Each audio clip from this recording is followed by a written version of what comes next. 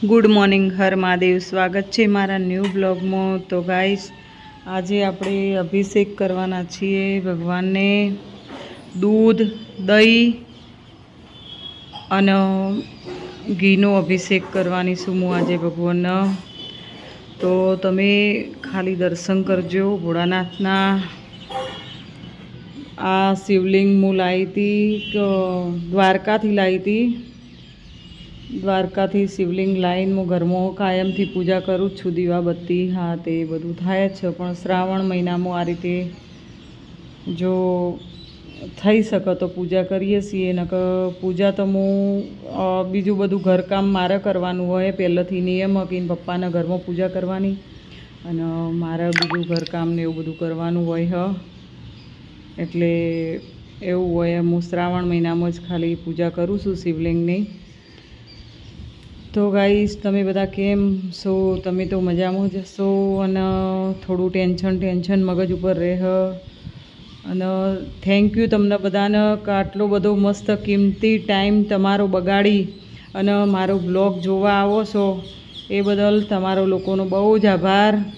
કોઈને અત્યારે ટાઈમ નહીં હોતો કે કોઈના બ્લોગ જોવા માટે આવીએ કે કોઈ ફ્રી પડે તો તમે મારા વ્લોગ જોતા હોય તો જે વ્લોગ જોતું હોય એમને બહુ જ થેન્ક યુ, આભાર. ભગવાન તમારું સારું કરશે. ભોળાનાથ, મોમાઈ માતાજી દશિયામાં પણ તમારું સારું કરશે. તમે તમારી કુળદેવી માતાજી તમને સારું કરશે.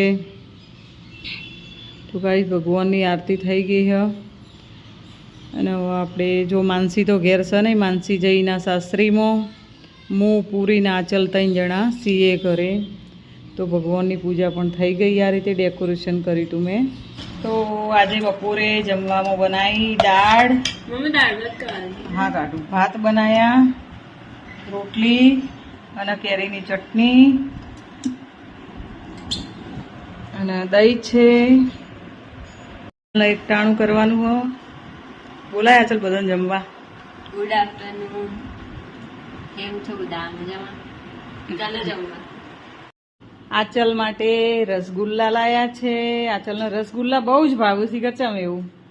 તો ભગવાન માતાજીના થાળમાં રસગુલ્લા મૂકીશું. આચલ ખાશે, કાનાને આપીશું. કોણ આવી ભાઈ? આયા હે ભાઈ. હા ચમ ચો જવાનું? ચોકણ બર્થડેમાં જવાનું?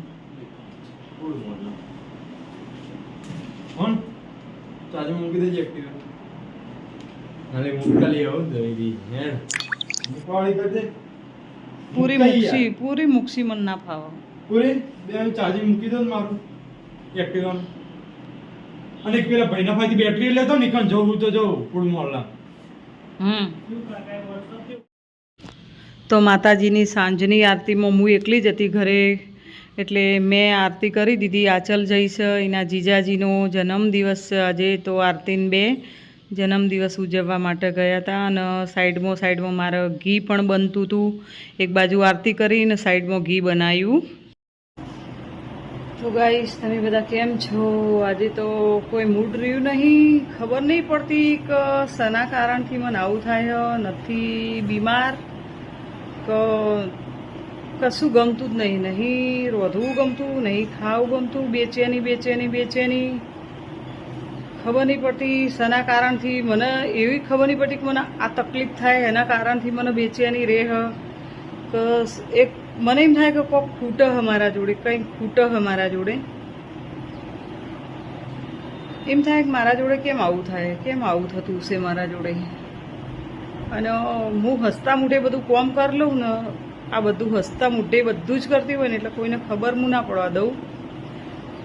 એક વસ્તુ હું પહેલાંથી શીખેલી હું કે મને દર્દ છુપાવતા આવડે જતાવતા નહીં આવડતું. પહેલાંથી મેં દર્દ છુપાઈ મેં જિંદગી કાઢી છે ને એટલે હજી સુધી હું કહું. એક ટાઈમ મારું ઇન્ટરવ્યૂ આવશે ને તો ઇન્ટરવ્યુમાં હું બધું જ કોઈ પણ હાલ હું નહીં બોલું. એકવાર મારી ચેનલ કમ્પ્લીટ ક્લિયર થઈ જાય ને ત્યારે હું કશું જ નહીં બોલું. તો ખૂબ તકલીફ, એટલી ખૂબ જ તકલીફ પડે. મગજ કોમ હાલતું નહીં કે હું કરવું, ઓખમાંથી ઓછું નહીં આવતું, ખાલી હૃદય ભરાઈ જાય વોકમાંથી ઓછું આવતું નહીં, વિડીયો બનાવવો જ ગમતું નહીં, કોઈ વિડીયો ક્લિક કરવો નહીં ગમતો.